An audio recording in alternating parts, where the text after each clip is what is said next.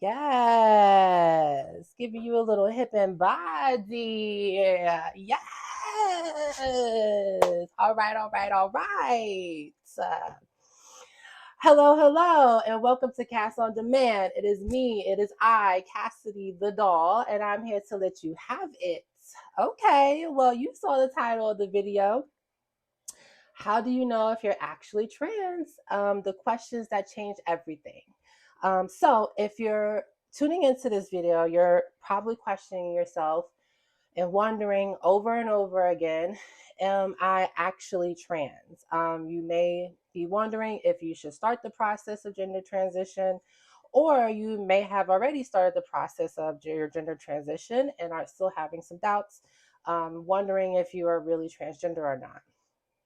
Regardless, in this video, I'm going to touch on some key experiences and questions that I asked myself that I hope will bring you some insight and clarity and answer the question for yourself, are you really transgender or not? Now, before I continue, I want to say I cannot tell anyone whether they are transgender or not. No one on YouTube can. But I can tell you about my experiences as a transgender person who wondered the same question at one point, am I really trans? Excuse me. And the answers and questions that help me answer that question. But of course, everyone's journey with their gender identity will be different. These are just my experiences as a transgender woman. But again, I hope it helps you. So that's the disclaimer. Now let's get into the video. Actually, one more thing. I'm going to break this video down into two parts. So I didn't want it to be too long because this is going to be a lengthy discussion. So in part one, I'm going to discuss how I knew I was really trans. And in part two, I'm going to discuss how I finally decided to transition. Okay, now let's get into it. Okay, so how I knew I was really trans. I think we start the discussion with, are you transgender or not? Are you really transgender or not? With the topic of gender dysphoria. Now, I know a lot of people are going to roll their eyes, honey, but listen, gender dysphoria is something that many, if not majority, in my opinion, of transgender people deal with at some point in their lives, if not majority of their lives, are persistently throughout their lives. We know many individuals who are trans experience a psychiatric condition known as gender dysphoria. Now, I'm not about to quote the diagnostic criteria for gender dysphoria. That's not what this video is about. But if you are interested in learning more about the diagnostic criteria for gender dysphoria, I suggest you read the current edition of the DSM 5, which I always have here on my desk for some reason. Well, not for some reason. I'm a psychiatric nurse practitioner, so sometimes I need to reference it. But, anyways, um, but I will summarize that gender dysphoria is a condition that involves intense mental distress when one's gender identity does not align with one's assigned sex at birth. Now, if you notice, I said in the beginning of this, many trans people at some point experience gender dysphoria, but not all transgender people experience gender dysphoria because, again, everybody's gender identity journey is different. If you don't experience gender dysphoria, that doesn't mean that you're not transgender. I'm just saying that if you have experienced it, it may be an indication that you really are transgender. Um, for me, I definitely experienced just gender dysphoria predominantly most of my life, starting from a young age. From as far back as I can remember, I hated expressing myself as the gender that was assigned to me at birth, or the gender I was presumed to be at birth, I should say, which would be a boy. I hated wearing male clothing. I hated getting my long beautiful haircut. I hated being forced to play with other boys, and I hated being told by other people that I was a boy and not a girl. As early as age 3, I began expressing myself in a manner that aligned with the opposite gender that I was told that I was by other people. That is, I began expressing myself as a girl. I will wear my female cousin's clothing. I would put on my aunt's clothing and play in their high heels and put on their makeup.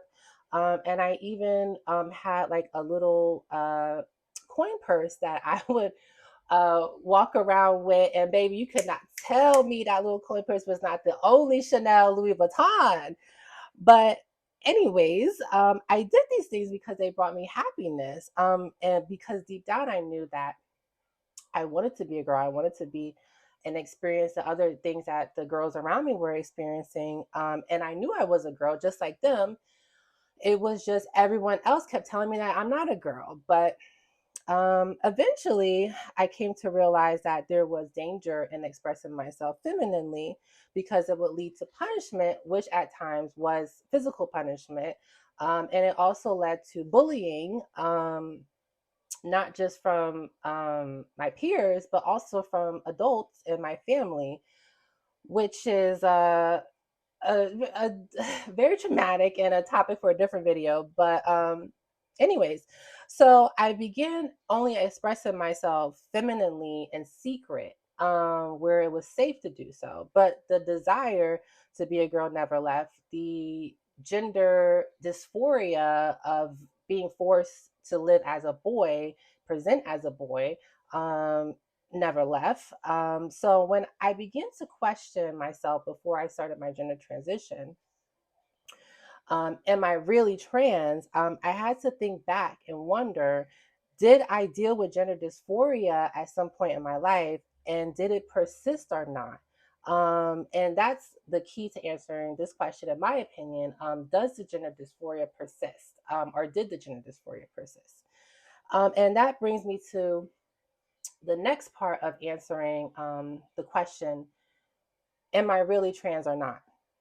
Do the feelings and desires to be the opposite gender persist, or was it just a phase? For me, I can honestly say that the desire to be a girl never went away throughout my childhood. And then in adolescence, the desire um, transformed, and to wanting to be a woman when I grew up. So whenever I fantasized or daydreamed about my future as an adult, I always envisioned myself as a woman in the fantasies, because the desire to be a girl or a woman, again, never went away from me. I had a reoccurring fantasy that I would wake up one day and be a girl. I would pray for this. I would blow out birthday candles, and my wish would be, I hope I wake up as a girl. And each day I would wake up and I wasn't a girl. So eventually I started to give up hope on that I could be a girl or I would become a girl. And I tried my best to assimilate into being a boy and eventually a man, but I never felt comfortable living or identifying as a man. So again, do the feelings, desires to be the opposite gender persist, or was it just a phase? For me, definitely the fantasies, the daydreaming, it persisted all my life. Whenever I envisioned myself as an adult, whenever I envisioned myself in the future, it was as a woman, as a girl, and it would bring me happiness to fantasize about those things. And then, of course, when I had to face the reality that I was a boy, it brought me sadness. So, okay. So, the next thing I want to talk about in answering the question, am I really transgender or not, is was puberty a nightmare for you? If it was, then you may indeed probably be trans. Now, to be fair, puberty is a nightmare for most people. Trans are not. However, for most people who are really trans, puberty is a nightmare for a different reason. For us trans folk, puberty becomes this frightening and sobering realization that you are indeed the sex you were assigned at birth. For me, going through a male puberty as somebody who felt and desired to want to be a girl caused an extreme amount of mental distress, as I did not want to develop the secondary male, um, secondary male, however you say it, male sexual secondary characteristics, excuse me, such as facial hair and body hair, things happening to my genitals. And I actually remember at that time, um, which is actually very common for a lot of trans youth, hating the things that were happening to my body so much that I actually started to hurt myself, hurt my genitals, because I would hope that what I was doing would actually make my penis fall off. I would take objects and press it into my penis and um, do it and hope that it would come off. And I know that a lot of trans youth sometimes do genital mutilation. They may cut their genitals or something similar to what I'm describing, because it's a common phenomenon if you're really trans, when you're going through puberty, that you really hate what is going on. But I remember my male peers and relatives being excited about, going through puberty and the changes that were happening to their bodies. But for me, I hated it because it was an indication that I was not going to be a woman. I was not going to be what I desired all my life to be. I was actually going to become a man. And I tried to fake it and accept it, but deep down, it disturbed me to undergo those changes to my body during puberty. So when I question, or when I have questioned myself before I started my gender identity journey, my gender transition journey, I should say, if I was really trans or not, when I thought back to puberty and how awful it was for me, because I was a boy becoming a man and not what I really wanted to be, which would have been a girl becoming a woman. Okay.